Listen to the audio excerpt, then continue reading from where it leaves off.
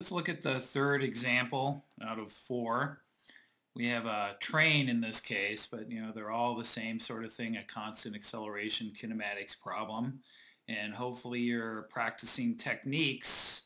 And one technique is assigning the variables. And so a train traveling at 20, and so we know that's the initial velocity.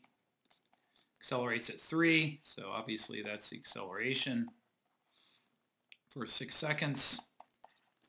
And again, the initial position we usually set to 0. You'll see a few problems later on where that's not the case. And how far did it travel?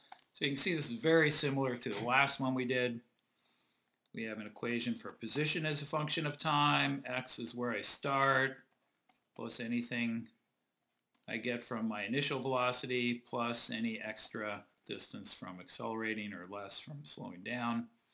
And then our velocity is a function of time equation, and our two average velocity equations. And again, in this case, this one is the obvious choice, and it's already solved for our unknown. The only difference here in the last one is we have an initial velocity, and so you have to have 20 times the time plus 1/2 the acceleration times the time squared. And so watch things like that. Always check your equation, and if you have a squared here, make sure you square the number. That comes out to 174 meters, and we could again take a look at a graph of velocity time here. And so in this case we're starting out at 20. What's my final velocity?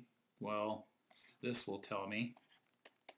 And so it's V0, 20 plus anything extra I get from my acceleration. And so my final is 38 meters per second. And at 6 seconds is when I have that. And so this velocity graph would look like this. That's supposed to be a straight line. And the change in position is the area of that trapezoid. And so the area of a trapezoid, the average of the base height times the base itself, and that comes out to 174 meters. No surprise, because that's where we got this equation. This is the area of this. You can break it down a little. The area of this piece is V0 times the time, and the area of this piece is the 1/2 AT squared. I should be able to show why that is, and then there's our initial. Other ways of doing this one, if you like, now that we know the final is 38, we could get the average. It's V0 plus V over 2. And so it's not always just dividing the final by 2 to get the average. Here we have an initial velocity, so you have to be careful with that. And so that is 29 meters per second.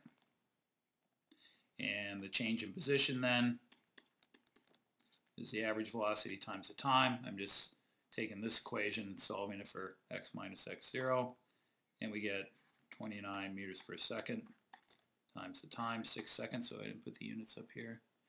And that gives me 174 meters. And so many different ways of doing this one. I'll leave it to you if you want to do it the last way with this extra equation, meaning you do not need this equation to solve any problem. But obviously we know now V, we know V0, we know the acceleration, so you can solve for x here too, and it will come out to 174 meters.